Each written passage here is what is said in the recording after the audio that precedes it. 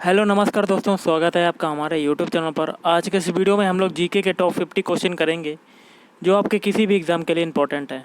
तो video start करने से पहले मैं आपसे एक बात कहना चाहूँगा कि जिन दोस्तों ने चैनल को सब्सक्राइब नहीं किया तो चैनल को जरूर सब्सक्राइब कर लीजिएगा और पास में जो बेल आइकन होता है उसको भी दबा लें ताकि आपको टाइम टू टाइम नोटिफिकेशन मिलता रहे। चलिए स्टार्ट करते हैं आज का वीडियो।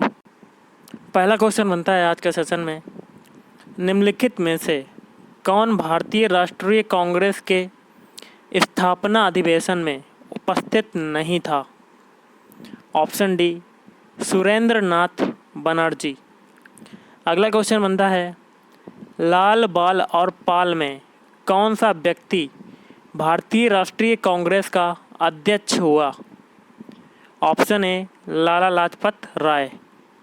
नेक्स्ट है, मुस्लिम लीग का प्रथम अध्यक्ष कौन था? Option A, Agha Khan. Next है, रियो+20 सतत विकास पर संयुक्त राष्ट्र सम्मेलन 2020 से संबंधित है। Option C, Rio de Janeiro. Next है, सुभाष चंद्र बोस के त्यागपत्र के बाद भारतीय राष्ट्रीय कांग्रेस का अध्यक्ष कौन बना? Option B, Rajendra Prasad. अगला है, आज़ाद हिंद फौज का विचार किसने सुझाया? Option C, Mohan Singh.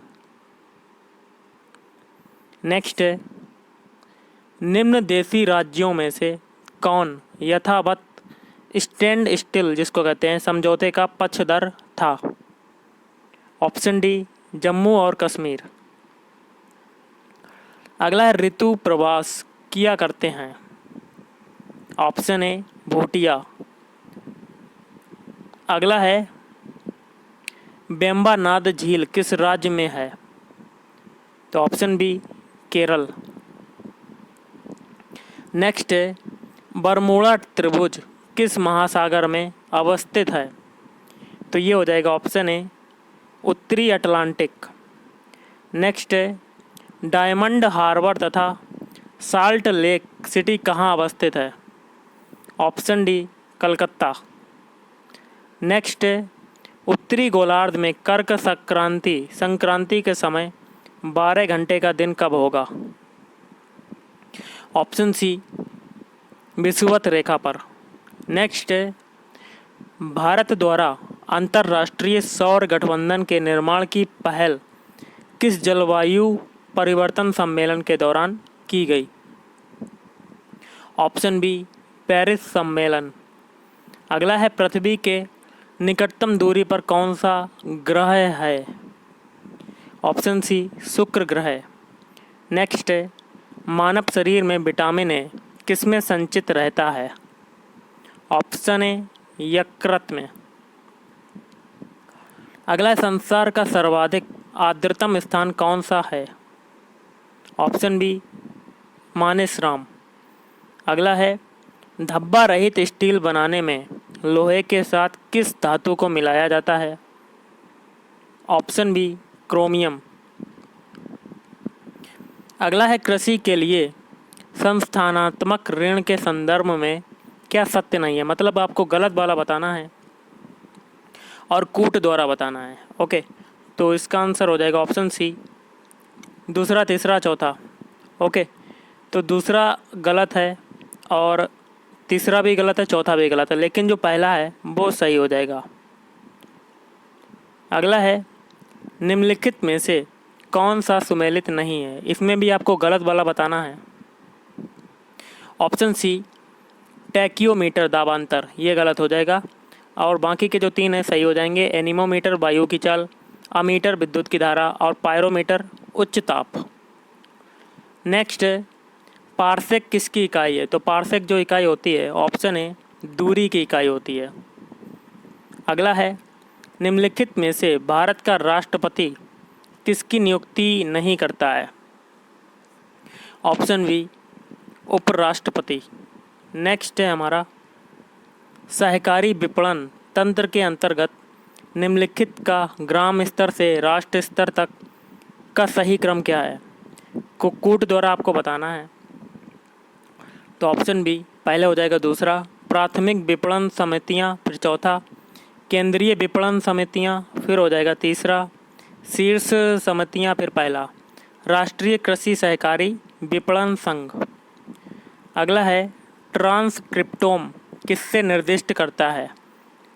तो ये हो जाएगा ऑप्शन बी, किसी जीव द्वारा अभिव्यक्त mRNA अणुओं की पूर्ण श्रृंखला। अगला क्वेश्चन है, सूची 1 को सूची 2 से सुमेलित कीजिए और सूचियों के नीचे दिए गए कूट का प्रयोग कर सही उत्तर चुनिए। सूची 1 में पुस्तकें हैं, सूची 2 में लेखक हैं।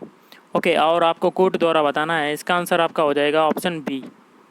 ओके, चलिए मिलान करते हैं। पहला है दिल्ली, दिल्ली का हो जाएगा संबंध तीसरे से खुशवंत सिंह, और वी है हेड्स एंड टेल्स, और इसका जो दोस्तों संबंध हो जाएगा आपको बता देता हूँ, पहले वाले से मेनका गांधी, और सी है ब्लाइंड मैन ऑफ हिंदुस्तान, इसका हो जाएगा चौथे वाले से जनरल के सुंदर जी, और डी है 10 द्वार से सोपान तक, इसका हो जाएगा डॉक्टर हरिवंश राय बच्चन। ओके, अगला क्वेश्चन है, निम्नलिखित में से कौन चतुराईपूर्ण निष्क्रियता की नीति के साथ जुड़ा हुआ है? तो इसका आंसर हो जाएगा ऑप्शन डी, जॉन लॉरेंस। अगला है, काव्य शैली का प्राचीनतम नमूना किसके अभिलेख में मिलता है? तो ऑप्शन ए रुद्रदामन। नेक्स्ट है, थोड़ा सा कठिन नाम है लेकिन आप पढ़ सकते हैं, तोलक्कम पियम ग्रंथ किससे संबंधित है? तो ये हो जाएगा ऑप्शन सी, व्याकरण और काव्य। अगला है, सर्वोच्च न्यायालय के अवकाश प्राप्त न्यायाधीश कहाँ वकालत कर सकते हैं? इसका आंसर हो जाएगा ऑप्शन डी, किसी भी न्यायालय में नहीं। नेक्स्ट है, लोकसभा का सचिवालय किसके द्वारा सीधे नियंत्रित होता है? इसका आंसर हो जाएगा ऑप्शन सी, लोकसभा अध्यक्ष। अगला है, भुवनेश्वर तथा पुरी के मंदिर किस शैली में निर्मित हैं? और इसका आंसर हो जाएगा ऑप्शन ए, नागर। नेक्स्ट है, निम्नलिखित में से कौन से अधिकार भारतीय संविधान के अनुच्छेद 32 के अंतर्गत प्रवर्तित किए जा सकते हैं? ऑप्शन बी, मौलिक अधिकार। अगला आपका क्वेश्चन बनता है, भारतीय संसद के दोनों सदनों की संयुक्त बैठक किस संबंध में होती है? तो ऑप्शन बी, संविधान संशोधन विधेयक। अगला है, भारत एक गणतंत्र है, इसका क्या अर्थ है? ऑप्शन सी, भारत में वंशानुगत शासन नहीं है। नेक्स्ट है हमारा, एक रॉकेट व एक जेट यान में अंतर का कारण। तो दोस्तों देखिए, कूट द्वारा आपको बताना है। ऑप्शन बी, तीसरा और चौथा सही हो जाएगा। देखिए, तीसरा क्या है, रॉकेट अपनी ऑक्सीजन आपूर्ति को ले जाता है किंतु जेट अपनी वायु आवश्यकता की पूर्ति वायुमंडल से करता है। और चौथा है, रॉकेट अन्य वाहनों को बाह्य अंतरिक्ष की ओर नोदित करता है किंतु जेट नहीं। नेक्स्ट है हमारा, निम्नलिखित कथनों पर विचार कीजिए और आगे कहता है, उपरोक्त कथनों में से कौन सा कथन सही है? ऑप्शन सी, पहला और दूसरा। पहला कहता है, हेपेटाइटिस बी HIV एड्स की तुलना में कई गुना अधिक संक्रामक है और हेपेटाइटिस बी यकृत कैंसर उत्पन्न कर सकता है।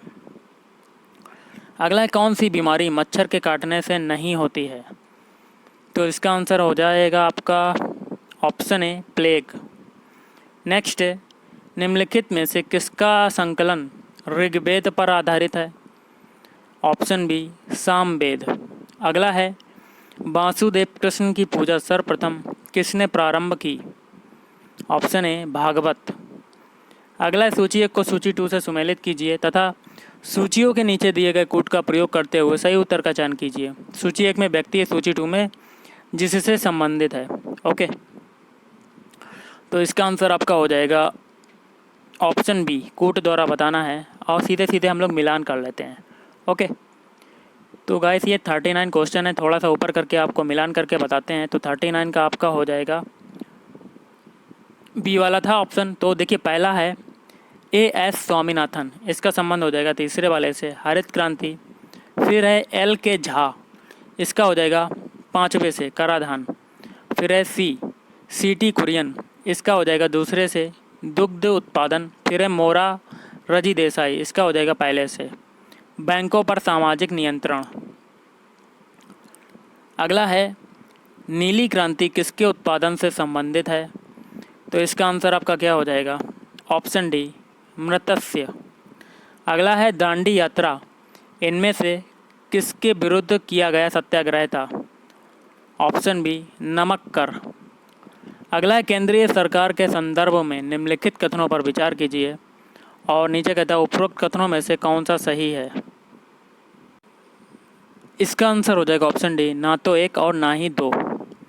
नेक्स्ट है निम्नलिखित संविधान संशोधनों में से कौन सा एक बताता है कि मंत्रिमंडल में कुल मंत्रियों की संख्या प्रधानमंत्री को सम्मिलित करते हुए लोकसभा के सदस्यों की संख्या के 15% से अधिक नहीं होगी?